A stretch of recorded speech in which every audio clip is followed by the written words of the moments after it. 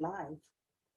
Welcome to CN Live's continuing coverage of the two-day hearing of the U.S. appeal against the decision not to extradite Julian Assange, the imprisoned WikiLeaks editor. I'm Joe Lauria, the editor-in-chief of Consortium News. Well, today was the final day of the hearing at the High Court inside the Royal Courts of Justice on the Strand in London. And it was a day where we saw a final argument in the last 30 minutes of rebuttal by the U.S. prosecutor, James Lewis. And the entire day was given over to the defense's side for the argument by Assange's two lawyers, Edward Fitzgerald and Mark Summers, about why the decision of Vanessa Baraitser in January not to extradite Assange should be stayed and not overturned. Of course, Baraitser decided not to extradite him because on the grounds of health, that he's has severe mental conditions that would cause him to commit suicide, very likely, if he spent time in a harsh American jail in solitary confinement. So because those are the two pillars of Baraitser's judgment, everything else in this case, everything else WikiLeaks has ever done, publications, the Espionage Act, all of that took up many, many fascinating weeks of the 4-week hearing in September 2020 that we covered with our daily nightly videos and our reports on Consortium News. None of that matters. It all comes down to those two questions. Is Assange seriously ill? Will he face isolation in an American prison? And that combination, according to Baraitser, who was absolutely no fan of Julian Assange, but she was convinced that he is ill enough that if he were sent at the prospect of being extradited and facing those kinds of conditions and the special administrative measures, even at the Alexandria Detention Center pre-trial, that those isolated sentences could very, very highly likely cause him to commit suicide. Based on that, she decided to discharge him and not extradite him. I just want to mention one point why Baraitser was no fan of Assange. When the Yahoo News story broke, of course, it became a talk of a lot of people, even mainstream media, that the CIA had decided they had planned or had serious discussions to either abduct or assassinate Assange inside the Ecuadorian embassy in London. This was in 2017. That figured very strongly in today's hearing. But I just wanted to make the point about Baraitser that this knowledge of this plot was already in the court in September 2020, because a former partner and a former employee of UC Global, the Spanish security firm that was contracted by the CIA to spy on Assange 24/7, had been hired by the Ecuadorian embassy to protect Assange. These employees anonymously testified that the CIA was discussing assassinating or kidnapping him. But what the Yahoo story did was confirm that by talking to many former officials.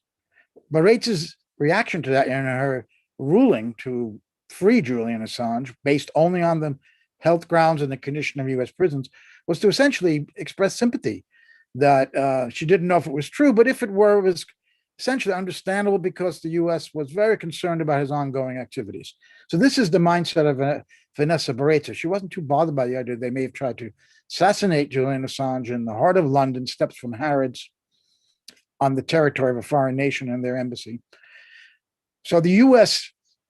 appeal and their task is to overturn, to convince these two High Court judges, the Lord Chief Justice of England and Wales, Ian Burnett, and Justice Timothy Holroyd, that in fact he's not very sick and the American prisons aren't all that bad. And how did the U.S. go about doing that? Well, attacking the testimony yesterday and again today was the defense of this Michael Koppelman, who was the chief medical witness who convinced Vanessa Baraitser that he was seriously ill, and other testimony about the prisons convinced Baraitser that those prisons were very bad and that he should not go to them. So the U.S. has attacked Koppelman. They have tried to say that he's not seriously ill. And when James Lewis, the prosecutor, summed up, he cited 3 witnesses, 1 defense, 2 prosecution witnesses, who said that he was moderately depressed. Now, he was when he was examined at that moment. And it's kind of ironic because Lewis yesterday said we can't talk about what the future what he might suffer in the future when he gets extradited, what his mental state is, whether he's suicidal there or not. It's dynamic. He said, but so we can't talk about the future, but he talked about the past today, that at one moment he was diagnosed as moderately depressed. So that's the argument they pushed. He's moderately depressed. And then there comes to the assurances. And this was really the key part of today's testimony. The United States gave assurances to Britain that they would not put him in one of these hellholes, a SAMS, or even an ADC in isolation at all. The Assange lawyer said, too late. You had to say that during the hearing in September. You can't change the case because you lost. Now say, oh yeah, by the way, we're not going to put you in those SAMs. Well, Lewis came back and said that there were instances where a high court even discharged someone, released them. And then the assurances came from a requesting government, and they put the guy back on in an extradition hearing. He also said they could do that to Assange, which was quite chilling to hear him say that.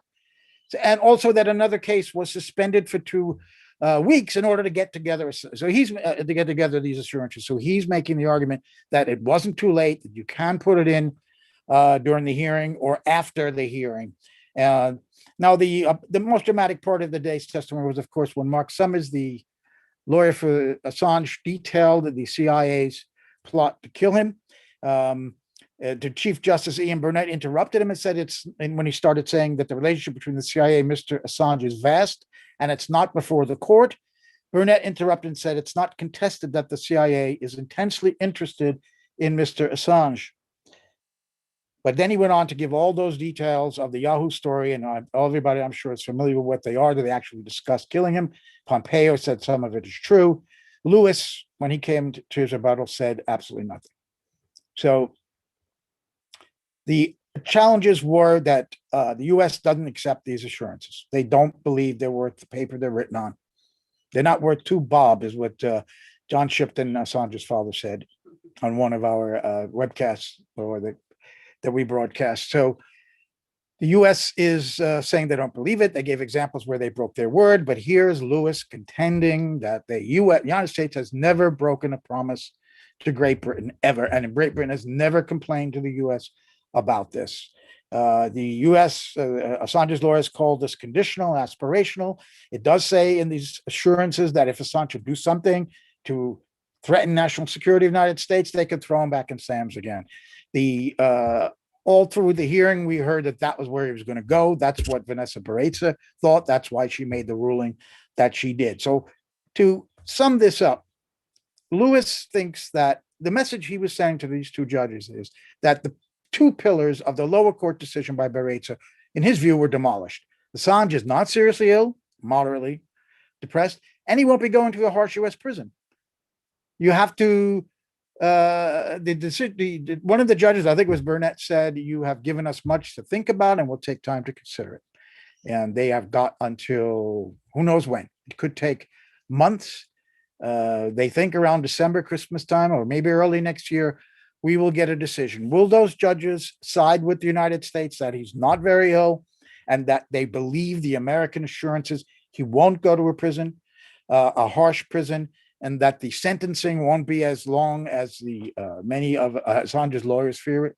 They will, or will they side with Assange's lawyers and say he is ill? The testimony shows that, and he may or may not go into the, if they're going to be. I find it hard to think that high court judges, establishment figures, Chief Justice of England and Wales will doubt the U.S. word. It might come down more on whether he's really seriously ill or not, but you need both. The combination of terrible, horrible American prisons and Assange's suicidal impulses driven by his mental disorders. So this will be decided by the High Court sometime around December. So this is a quick report tonight. I'm going to sign off.